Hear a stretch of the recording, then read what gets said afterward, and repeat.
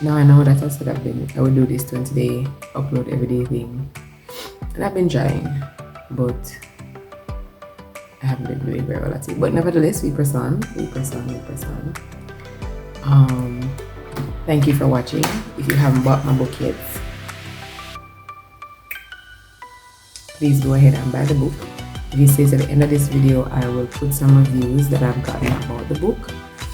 And there, it's available on Amazon, and I believe it's $13 on Amazon. And I will have copies soon. The copies that I have now are almost finished, but I will have some more copies soon. So if you want to purchase, you can either purchase from me or directly on Amazon. Either way is fine. I know that some people may want to avoid the shipping cost, so you may want to buy directly from me. As I said, my stock is almost finished now, but I will get some sooner.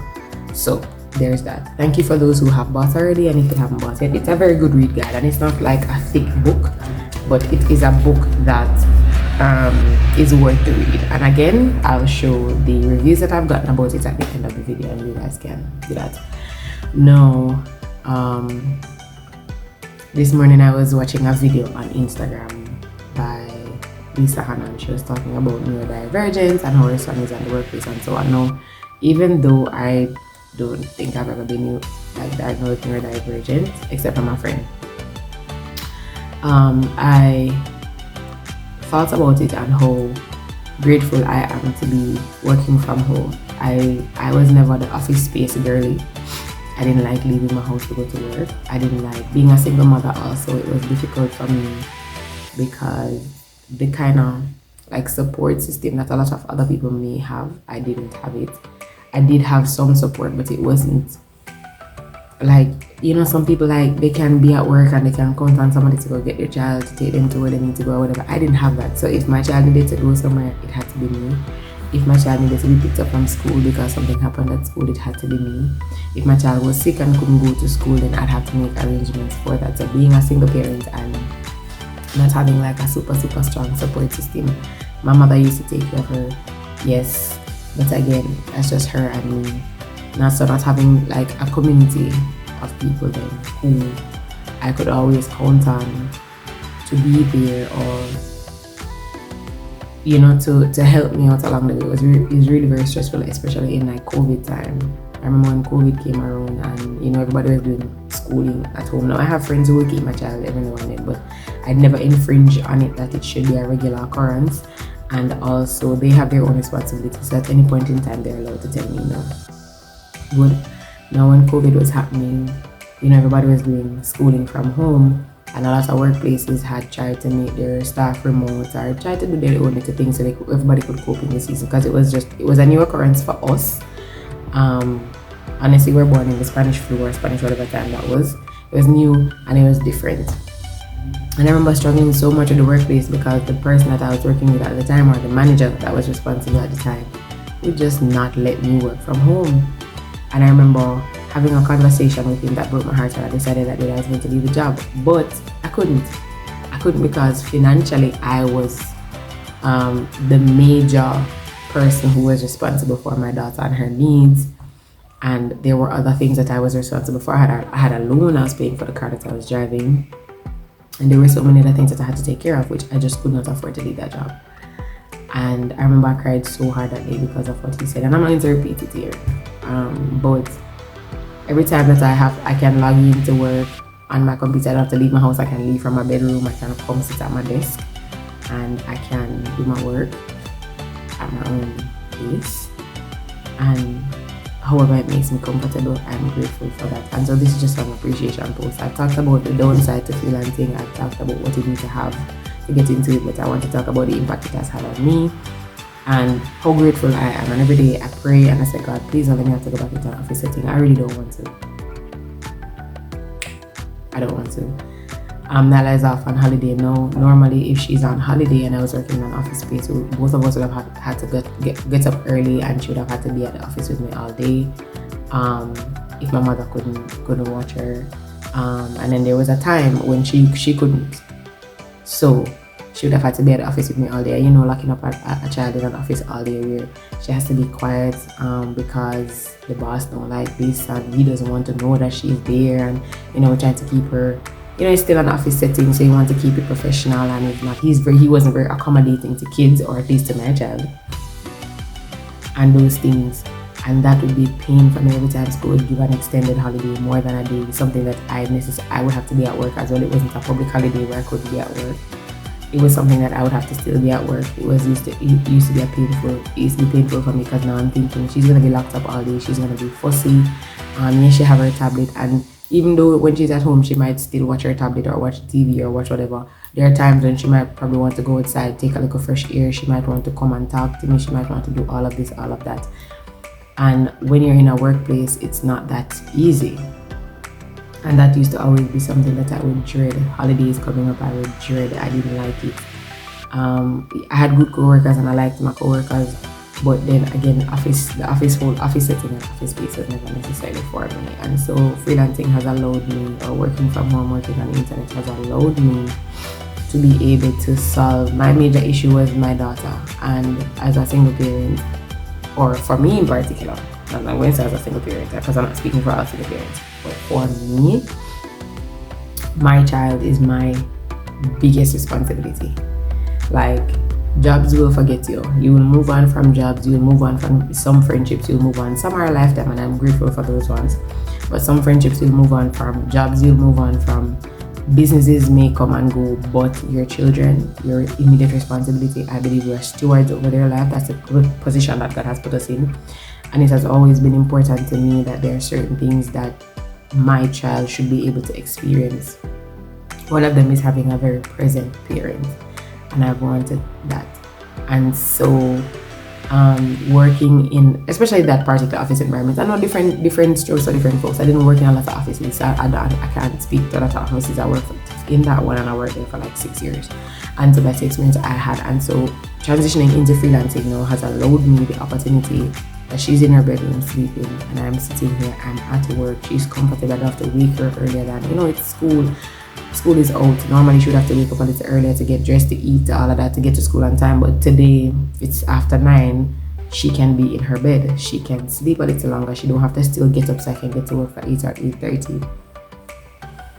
She can eat breakfast at her own pace and all of that. And I just, not everybody has that. And I'm very cognizant of that, but I'm also very grateful that it is my reality. I'm also very grateful that if she were to become ill, she can still be here. It doesn't necessarily affect my productivity. She can lay down on the sofa beside me over there. I can take care of her. She can be in her room, be in my room, wherever she wants to be. She can still be taken care of while I can still work. Or even if I decide not to work for whatever reason, or if I decide to move my hours to a different time, I have that flexibility, and that is something that I'm very grateful for. And that is something that freelancing has allowed me to do. And I don't take it for granted. And as I say, it's a constant prayer of mine that, Lord, don't let me have to go back into a 9-to-5 setting. One, is just not for me. I find that I'm least productive in that setting, and I don't like people over me, kind of watching me. And maybe because of the environment I came out of, I don't like being watched. I don't like getting anxiety because the phone ring and all of these things. I don't like it at all, and it just didn't work for me. And so I find that freelancing has allowed me to be my best self, to be my most productive self, to be my most adult self, if that makes sense. And so I just wanted to share that with you this morning, that I've shared what you should be prepared for in terms of financial sides and all the other responsibilities, but my personal perspective on freelancing and what I'm grateful for is just that I can be a more present parent, that I can not only that I can travel when I feel like, if I feel like school's out, we can travel to wherever, whether it be local or international. I can just pack up my laptop and make sure my laptop is with me, and I have data on my phone. It doesn't even have to be like I have Wi-Fi, but I have data on my phone because I can hotspot my laptop and my charging devices, and we're good to go. I can be out, even if I am still working. My daughter can have a good time. I can still log out and just go down to the beach if that's the case, or whatever the case might be. And so I'm grateful for those. I don't necessarily have to, write up for time off unless I absolutely positively need it. And then my time off isn't asking permission, it's letting my clients know that, hey, this time to this time I'm unavailable. Within reason, of course, and giving them enough time to be able to plan around that. but it's still just letting them know. A lot of the time when you work in corporate, you're asking these people if you can take this time off. Can I go off for a vacation? Can I take a rest at this point in time? Where it's not the same here. In most instances, you can let them know, with, of course, still maintaining professionalism, that you need some time off and you can take that time off. I've spoken before that sometimes it's unpaid, but nevertheless you can take as much of that as you want, unpaid or paid. If you have somebody who's paying you and they're saying, hey, you can have 5 days, I'll pay you, even though you are a freelancer and you're a private contractor, I'll still, within my conscience, that's the word, give you these days off paid. It's for you now to know how you're going to use that, and then the option is always there for you to take it unpaid still.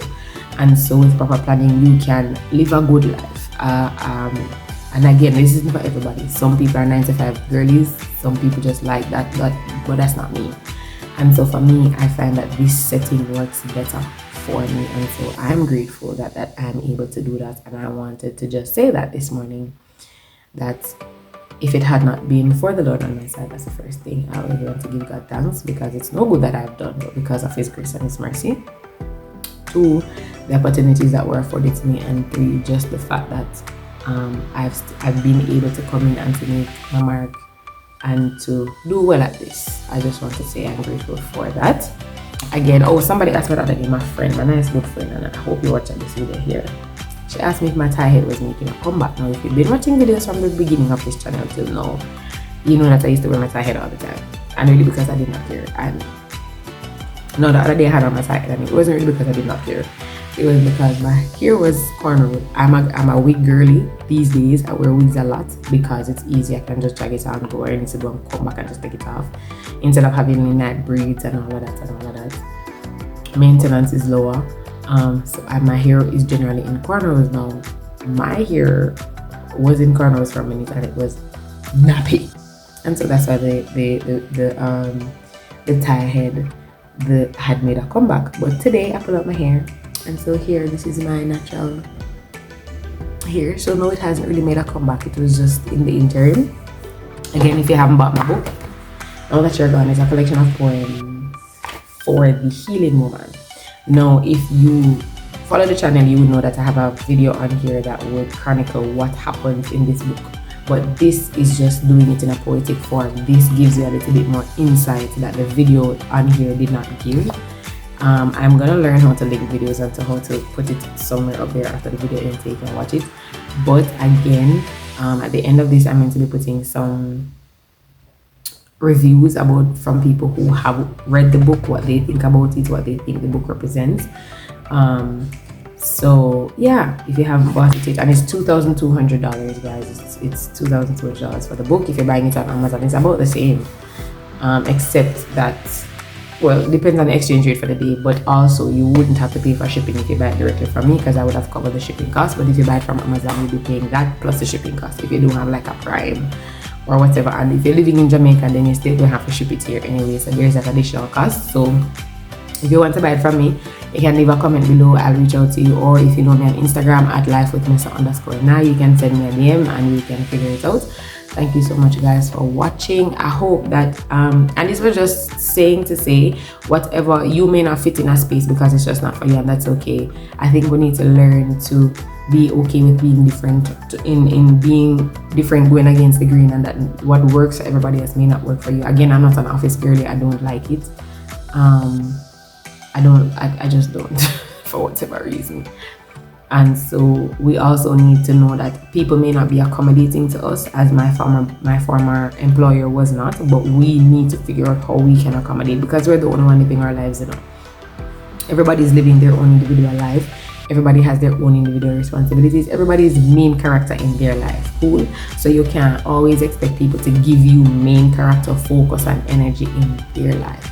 You have to figure out how you can make yourself as your main character in your life most comfortable, most productive, and most happy and joyful. And so I just wanted to share that this morning. Thank you guys for watching. I will be trying to do this whole 20-day thing. I know I've missed a couple of days, but I'm holding on. So hold on with me the same way I'm holding on trying to do this 20-day thing. I want you guys to hold on too. If you tried freelancing, if it doesn't seem like it's being productive, try something else, try another way. I'm always open to helping people as best I can. I'm always open to giving advice. I'm always open to seeing if I can direct you. So seek help if you need it, and don't give up. Have a good day. Bye.